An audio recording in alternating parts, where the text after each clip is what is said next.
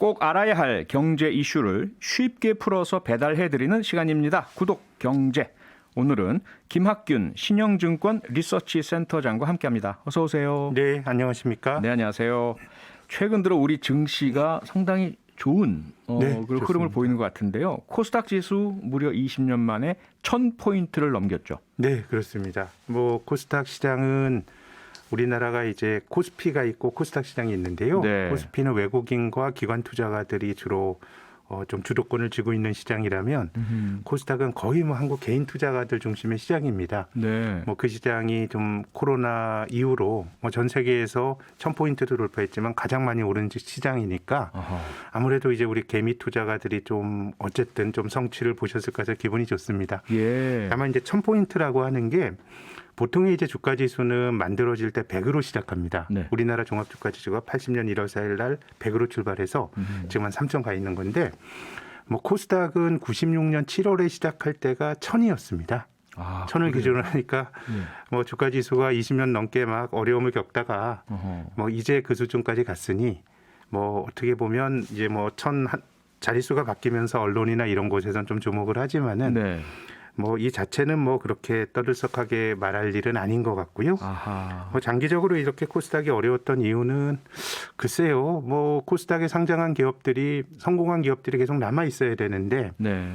다음이랄지 네이버랄지 최근엔 또 셀트리온까지도 좀 괜찮은 기업들은 전부 이제 코스피 시장으로 옮겨가다 보니까 조금 시장 자체에서 뭔가 거기 있다라고 하는 것에 대해서 좀 자부심을 기업들이 가지지 못했던 것 같고요. 네. 그래서 아무튼 오랫동안 고생을 하다가 아무튼 코스닥 시장이 최근에 올라서 기분은 좋습니다. 네. 어쨌든 그래도 최근에 올라서 1000포인트 달성. 기분은 좋다는 말씀까지 주셨는데 그런데 뭔가 기대했던 것 같은 잔치 분위기? 네. 이런 것들은 전혀 보이지 않아요. 왜 그런 거죠? 작년에 워낙 많이 오르다 보니까요. 투자자들의 기대치가 되게 좀 높아져 있는 것 같습니다. 예. 우리나라 종합주가지수가 지난 10년 동안에 연평균 한 3% 올랐습니다. 네. 근데 올 들어서 이제 코스피의 경우에는 7%가 넘게 올랐거든요. 그럼 굉장히 많이 오른 건데 그렇네요. 작년에 30-40% 오른 또 이런 기대치를 가지고 보다 보니까 좀 투자자들이 조금 이제 성이 안 차지는 것 같은데 제 생각엔 지금 시장도 굉장히 강한 거고 오히려 작년이 조금 예외적인 경우라고 생각하시는 게 네. 맞는 게 아닌가 싶습니다. 예. 그런데 일각에서는 이 개인 투자자들이 증시에서 살짝 이렇게 빠져나오셔서 네. 코인 시장으로 예. 몰려가셨기 때문에 예. 지금 코스닥 시장이 좀 차분하다 이런 이야기도 있는데 동의하십니까? 이번 달 들어서는요. 네. 코인 시장의 거래 대금이 코스피와 코스닥 시장을 주식 시장을 합친 것보다 더 큰 날도 있었기 때문에 그렇게 볼 수도 있습니다만은 예. 그래도 주식 시장으로 들어오는 돈의 규모가 어마어마합니다. 지난 그 3월 달에 들어온 돈이 주식 시장으로 7조 3천억 원이 네. 이제 직접 투자하려고 증권사로 돈이 들어왔는데요. 예. 1월 달에 한 23조 원이 들어왔습니다. 그럼 1월에 비교하면 7조 원이 굉장히 작은 돈이지만 1980년도 이후로 월간 단위로 돈이 가장 많이 들어온 걸 이렇게 쭉 줄을 세우면 네. 3월 달에 들어온 게 40년 동안 월간 단위로 랭킹 7위입니다. 40년 동안 7위요? 예, 그러니까 지금 주식으로도 엄청난 돈이 많이 들어오는 것 같고요. 네. 전체적으로 보면 유동성이 많기 때문에 일부 이제 위험 선호도가 높으신 분들이 코인 시장으로 가는 경우도 있겠지만 돈이 꼬리표가 달린 게 아니라서 정확히 알기는 어렵습니다만은 주식으로도 돈이 많이 들어오고 있어서 네. 참 돈이 많구나 이런 생각이 듭니다. 돈이 참 많구나. 왜 근데 우리에겐 없죠? 그런데 간밤에요. 나스닥 시장에 그 회사가 하나 상장됐는데 이게 네. 코인베이스라는 거죠. 가상화폐 거래소라면서요? 그렇습니다. 가상화폐 거래소가 수십 개가 있는데요. 예. 우리나라도 여러 개가 있죠. 2012년에 설립이 돼서 이제 코인을 거래하는 회사인데요. 네. 이 코인베이스가 그 상장이 됐다라고 하는 거는 최근에도 이제 코인 열풍이 있는데 2017년, 18년에도 코인 열풍이 있었습니다. 그랬죠. 근데 그때는 뭔가 약간의 금융의 비주류였다 그러면은 지금 이 코인 거래소가 상장됐다라고 하는 거는 이제 코인이라고 하는 게 여러 가지 우려와 또 비판에도 불구하고 좀 이제 금융시장의 주류가 되고 있다는 걸 보여주는 상징적인 사건이라고 봅니다. 상징적인 사건이다. 그런데 이 코인베이스라는 회사가 첫날부터 시가총액이 1,000억 달러, 우리 돈으로 100조 원이 넘었다면서요? 네, 장중에 그러다 조금 밀리긴 했는데요. 예. 뭐 우리 돈으로 95조 원으로 상장하자마자 결국 하루에 31%나 올랐는데요. 와. 이게 어느 정도냐 하면 95조 원이 우리나라 삼성전자가 이제 500조 원으로 굉장히 큰 회사고 예. 삼성전자 다음이 SK 하이닉스라고 하는 글로벌 반도체에서 손꼽히는 회사인데 네. 하이닉스 정도 수준의 시가총액입니다. 와. 한국에 오면 이제 랭킹 2위 정도니까 가상화폐 거래소가 SK 하이닉스 정도의 네. 규모를 그러니까 뭐 대단하네요. 엄청난 이제 금융시장이 어쨌든 과거의 잣대로 설명하기 힘든 그런 변화들이 네. 어쨌든 나타나고 있다고 봐야 될 것 같습니다. 허허. 그러니까 가상화폐 계속 이제 여러 가지 뭐 논란도 많고 관심 갖는 분도 많으신데, 네. 근데 미국에서는 그 경제 대통령, 금융 대통령이라고 하는 연준 의장 제롬 파웰이 상당히 강하게 네. 가상화폐에 대한 부정적인 발언을 했네요. 네, 어저께 그 코인베이스 상장한 날 그랬습니다. 이게 예. 투기적이고 이게 그 거래의 어떤 그 대상이 되지 못할 거다. 거래의 어떤 매개체가 되지 못할 거다. 이런 얘기를 화폐로서의 했는데요. 기능을 못할 거다 이 말이잖아요. 네, 근데 파월이 한 달 전에도 그랬고 예. 지난 2월 달에는 제니 델런 미국 재무부 장관 내정자도 비슷한 얘기를 했습니다. 이건 네. 투기적인 거고 화폐를 대체하기 어려울 거다 이런 얘기를 했고요. 네. 최근에 인도에서는 그 가상화폐를 보유하거나 거래하거나 채굴하는 거를 금지하는 그런 움직임도 있습니다. 집권 채굴 여당이 자체를 하니까. 금지시키는. 네, 네. 아예 소유하는 거 법적으로 인정하지 않는다는 건데요. 어허. 이게 돈을 찍어낸다라고 하는 거는 굉장히 어떻게 보면 큰 권력입니다. 예. 예, 그렇죠. 지금의 이제 돈이라고 하는 거는 법화라 그럽니다. 법으로 정한 종이 쪽지인데 그냥 나라가 공권력을 갖고 이건 너희들이 받아줘라고 하는 겁니다. 법정 화폐. 그렇습니다. 그렇죠? 예. 법정화폐죠. 예. 예전에는 금이라고 하는 네. 어떤 그런 것이 어떤 그 종이 돈에 혹은 정부가 발행한 화폐에 권위를 보장하는 걸 했다. 그럼 지금은 이제 그 어떤 그 정부가 보증하는 건데요. 네. 그래서 이게 어떻게 보면 이제 정부의 발권력에 대한 도전일 수도 있거든요. 어허. 그래서 뭐 여러 가지 지금 이야기가 나오고 있음에도 불구하고 아랑곳하지 않고 뭐 비트코인이나 이런 것들이 올라가는데 네. 이게 그 비트코인 그 암호화폐 뭐 비트코인도 어떻게 보면 가상화폐의 그 한 종류이니까요. 이 가상화폐에 대한 여러 가지 비판이 많음에도 불구하고 가격이 올라가는 게 저는 뭐 유동성 효과가 가장 큰 것 같습니다. 유동성 효과. 예, 사실 그 가상화폐가 아니더라도 올 초에 많은 나라 중앙은행가들이 실물 경제 대비해서 좀 주가가 좀 너무 과한 것 같다는 얘기를 했는데, 네. 근데 뭐 그 아랑곳하지 않고 지금 미국 주식 다시 사상 최고가고 이러다 보니까 전체적으로 돈이 많이 풀려 있고 예. 중앙은행가들 입장에서는 그 돈이 자산 시장에서만 움직이면서 돈 가진 사람 부자들만 부자가 되는 거를 이제 원치는 않겠습니다만은. 이게 돈이 뭐 압도적으로 아까 우리나라로 들어온 돈의 규모를 말씀드렸는데요. 네. 이게 상상도 안 될 돈이 들어오고 있기 때문에 저는 이게 일종의 유동성 효과가 매우 큰 게 아닌가 싶습니다. 유동성 효과가 크다. 여기까지 듣고요. 잠시 광고 듣고 다시 돌아오겠습니다. 네, 구독경제. 오늘은 김학균 신영증권 리서치 센터장과 함께하고 있습니다. 광고 듣기 전에 가상화폐 관련한 이야기를 좀 나눴었는데요. 센터장님께서 뭐 미국 연준 의장 등 각국 정부에서 경고를 그렇게 강하게 하고 있음에도 불구하고 이 가상화폐 시장이 계속 뜨겁게 달아오르는 것은 유동성 때문이다. 네. 뭐 수없이 많은 돈이 계속 네. 오고 있기 때문이다라는 말씀 주셨는데 이거 그러면 어떻게 봐야 되죠? 이거 그대로 놔둬도 되나요? 아니면 이걸 어떻게든 유동성 줄여내서 좀 안정화시키게 되나요? 유동성을 줄인다라는 게 이제 뭐 금리를 높이거나 이런 일이 벌어지게 되면 네.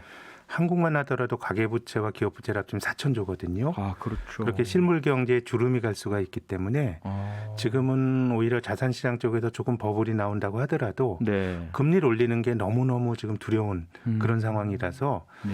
이게 뭐 돈을 풀어낸 사람들 중앙은행가들의 의도와는 상관없이 자산시장 쪽에서 풍선 효과가 굉장히 이제 많이 나타나는 것 같고요. 네. 근데 제가 앞서서 이 그 돈을 찍어낸다라고 하는 건 큰 권력이라고 말씀을 드렸는데요. 예.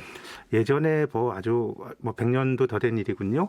네. 이제 그 러시아에서 사회주의 혁명이 일어났을 때 레닌이 이런 얘기를 했습니다. 자본주의를 망하게 하는 일은 돈을 타락시키는 것이다. 아하. 예, 돈의 타락이 여러 의미인데요. 근데 네. 러시아 같은 데가 소련이 사실상 위조화폐 같은 것도 사실 러시아 혁명 이후에 하기도 했고 했는데 네.